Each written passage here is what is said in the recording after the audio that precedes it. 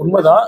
இந்த பகுதியில் வந்து மாநகராட்சியோட ஒட்டுமொத்த குப்பையும் இந்த இடத்துல வந்து விதிமுறைகளுக்கு மீறி, என்ன விதிமுறைன்னா குப்பைகளை வந்து தரம் பிரித்து தான் கொட்டணும்னு இருக்கு. அதெல்லாம் மீறி அப்படியே கொட்டிட்டு இருக்காங்க. அதுவும் இந்த இடுவாய் கிராம பகுதியில் ஒரு சுற்றுச்சூழல் பாதிக்கும் அளவிற்கு வந்து இங்க கொட்டிட்டு இருக்காங்க.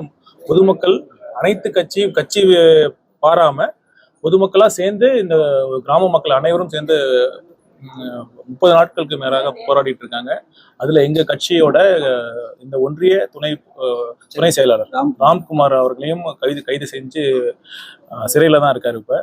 இப்ப அரசுக்கு என்ன கேள்வினா, வழக்கு பதிவு செய்யலாம். இதை வந்து அரெஸ்ட் பண்ணக்கூடிய அளவுக்கு, கைது செய்யக்கூடிய அளவுக்கு இந்த குற்றங்கள் இல்லை.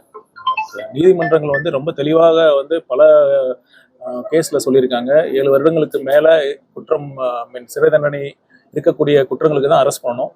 இந்த மாதிரி மக்கள் பிரச்சனைக்காக போராடக்கூடிய குரல்களை வந்து அவங்கள அரெஸ்ட் பண்ற விதமாக பண்றது வந்து கண்டிப்பாக இது வந்து ஏற்றுக்கொள்ளத்தக்கதே அல்ல. மக்கள் அவங்க குடும்பத்தை இன்று வந்து நாங்க பார்க்க வந்திருக்கிறோம். அவங்க தாய் தந்தையினர், மனைவி, மகள் அனைவரும் வந்து அவங்க ராம்குமார் அவர்களை பிரிந்து ரொம்ப ஏக்கமா இருக்காங்க.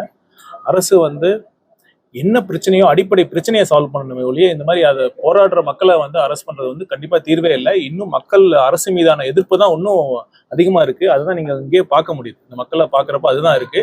அரசு மீதான எதிர்ப்பு உணர்வு நாளுக்கு நாள் அதிகமாகிட்டு தான் இருக்கு. விஜய் சார் இதுக்கு என்ன கருத்து தெரிவித்திருக்காரு? இந்த பிரச்சனையை பொறுத்த வரைக்கும் அவரோட கருத்து தான் இருக்கு.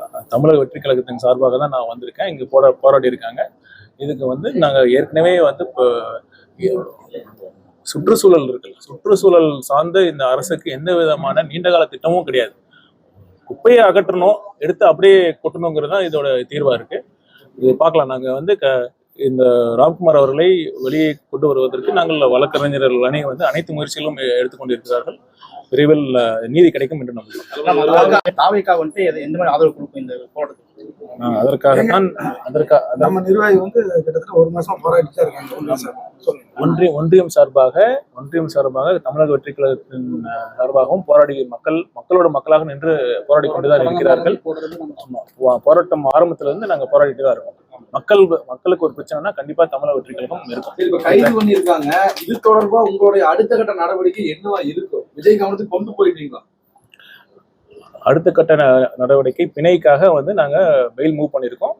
அது கிடைக்கும் என்று எதிர்பார்க்கிறோம். நீதிமன்றத்தில் எங்களுக்கு நீதி கிடைக்கும் என்று எதிர்பார்க்கிறோம். நன்றி. பிளே ஸ்டோர் மற்றும் ஆப் ஸ்டோரில் இருந்து பாலிமர் செயலியை QR கோடு மூலம் பதிவிறக்கம் செய்யுங்கள். செய்திகளை உடனுக்குடன் பெறுங்கள்.